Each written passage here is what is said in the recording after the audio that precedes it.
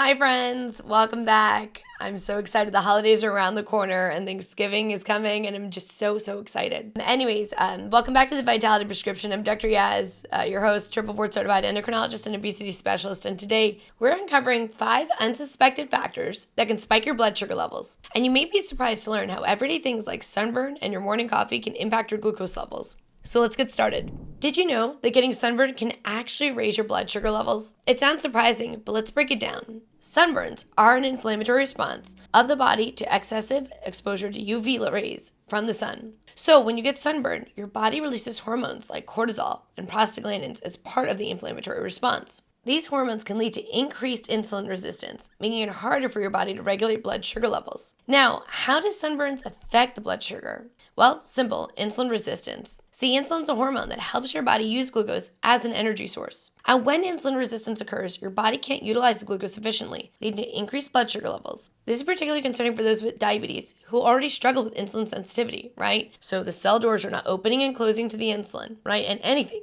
that increases inflammation will absolutely affect the doors opening and shutting for the insulin. So the inflammation from the sunburn leads to a temporary spike in glucose levels as your body prioritizes dealing with the injury rather than maintaining stable blood glucose levels. So I almost want you to think of it as, the best way I could describe it is like my kids. When I have one kid with me, it's very easy to get them bathed, feed them, take them to activities. But when I have 2 kids and I'm dealing with one who's covered in whatever mess they got in that day, and I'm cleaning that kid, it's a lot harder to focus on the other kid and make sure they're not taking the crayons and coloring all over the wall. And that's the best way I can explain it. If your body's dealing with something else rather than maintaining your blood sugar levels, it's not going to help your blood sugar. Now, there's a lot of studies supporting this. One in diabetes care found that individuals with type 2 diabetes who had sunburns had a high risk of elevated blood sugar levels within the next 24 hours. And another study published in the Journal of Clinical Endocrinology and Metabolism, they indicated that sunburns could increase insulin resistance in individuals with type 2 diabetes. So remember, type 2 diabetes is a common form of diabetes, and it affects more than 400 million worldwide. And individuals with type 2 are at an increased risk of developing complications like heart disease, kidney disease, eye disease, and sunburn is the most common cause of skin cancer. So, when you combine all these kind of things together, we really want to focus on our sugars, focus on our skin, and our overall health. So what can you do about this, right? Or what kind of non-toxic solutions are there? Well, sunscreen. And don't get me wrong, I love a tan more than anything, but it's essential to use broad-spectrum sunscreen with an SPF of 30 or higher every day, even on cloudy days, and apply it generously to all exposed area 30 minutes before going out in the sun, and then reapply every 2 hours, or more often if you sweat or swim. There's a lot of brands out there. The ones I can think of off the top of my head are Badger Balm, that are organic and safe for sensitive skin. Another is Think Baby, known for mineral-based sunscreen that is free from harmful chemicals.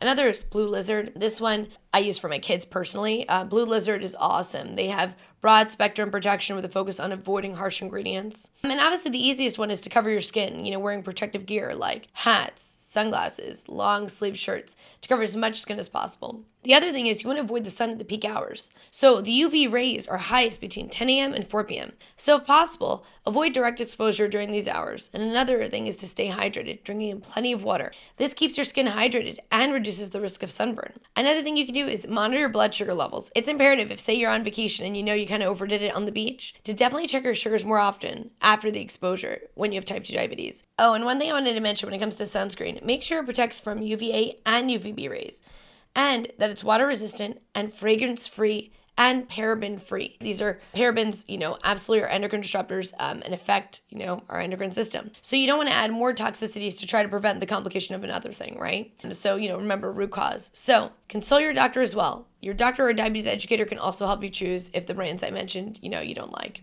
The next cause you may not have thought about is dehydration. If you've been feeling thirsty, grab that glass of water. You may not realize that dehydration can significantly spike your blood sugar levels. See, when your body's dehydrated, blood becomes more concentrated, leading to increased sugar levels, and this can cause your body to release more glucose in the bloodstream as a compensatory mechanism. So, if you want to understand how this actually happens, when you're dehydrated, the overall volume of blood decreases, leading to a higher concentration of glucose in the bloodstream, and this condition triggers the liver to release additional glucose, believe it or not, further elevating the blood glucose levels. Another thing is it impairs kidney function, and dehydration can affect the kidney's ability to filter the excess glucose from the blood effectively.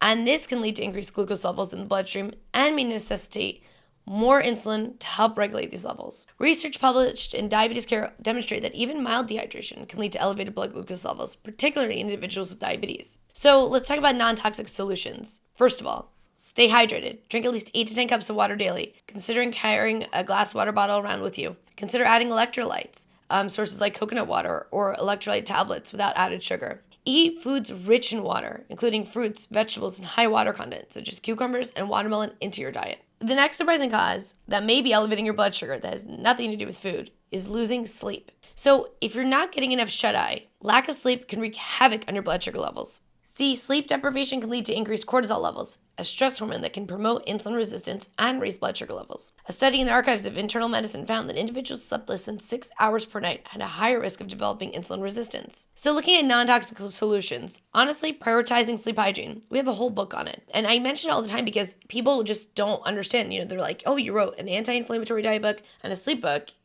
why not a diabetes book? And I'm like, well, they absolutely are so essential for diabetes. And I just feel like none of us prioritize our sleep. We all think I can sleep when I'm dead. I need to work hard on this, or I need to stay up and have me time and do this, or whatever it is. We really just don't think it affects us because we don't see it. But you really need to create a relaxing bedtime routine, aiming for 7 to 9 hours of quality sleep. Think about things like avoiding screens at least an hour before bed. More honestly, if you can. And then manage stress like relaxation techniques such as meditation or deep breathing exercises before bedtime. The fourth cause that maybe surprise you is coffee. Your morning cup of coffee might not be as harmless as you think when it comes to blood sugar levels. While moderate coffee consumption can have health benefits, excessive caffeine can stimulate the adrenal glands, leading to increased cortisol levels and insulin resistance. So how can coffee affect blood sugar levels? Well, cortisol release. See, caffeine in coffee increases cortisol levels, a hormone that can promote insulin resistance. And that means your body may not be using insulin as effectively, leading to high blood sugar levels. See, the impact on insulin sensitivity is there. A study published in the American Journal of Clinical Nutrition found that high caffeine intake can elevate blood sugar levels, particularly in individuals with diabetes. So what's the solution, right? Honestly, alternatives. So if you're looking to cut back on coffee, find something that supports blood glucose better. Maybe herbal teas like chamomile or peppermint, or a naturally caffeine-free tea can also be an alternative. Some studies will show, things that are better with matcha or green tea, but granted, they still, sometimes there's a caffeine association with it, when it comes to green tea. Honestly, if you go decaf, you can't really go wrong when it comes to this. But you honestly, if you're drinking a lot of coffee, even cutting back will definitely help. Another thing is lemon water. Squeezing fresh lemon hydrates, provides vitamin C, and this can help with your digestive health and help your blood sugar levels. So not only would you be replacing the coffee that's causing the problem, but you're adding something that would be beneficial. Another option is chicory root coffee. For those who enjoy the flavor of coffee but want to avoid caffeine, chicory root coffee is a caffeine-free alternative. But either way, you want to cut it back. The fifth thing that doesn't have anything to do with food that could be impacting your blood sugar level is the time of day. So did you know the time of day can influence your blood sugar levels? So let's explore how this works. See, our circadian rhythm plays a significant role in glucose metabolism, and insulin sensitivity varies throughout the day, being lower in the evening and at nighttime. So this variation can lead to high blood sugar levels if you consume large meals later in the day. So take advantage of understanding your circadian rhythm, and by avoiding this, you can avoid those large spikes.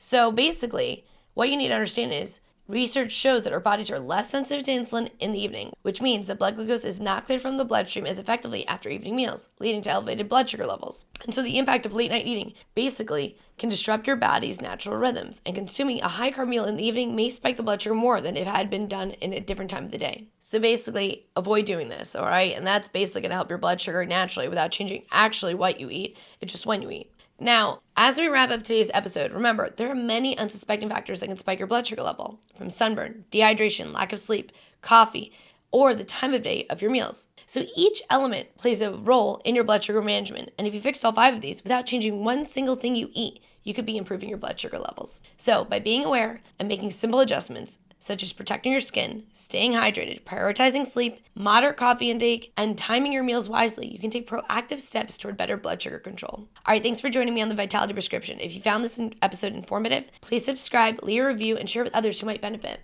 And for more information and links to our sources, check out the episode notes. Until next time, take charge of your health, and remember, small changes lead to big results.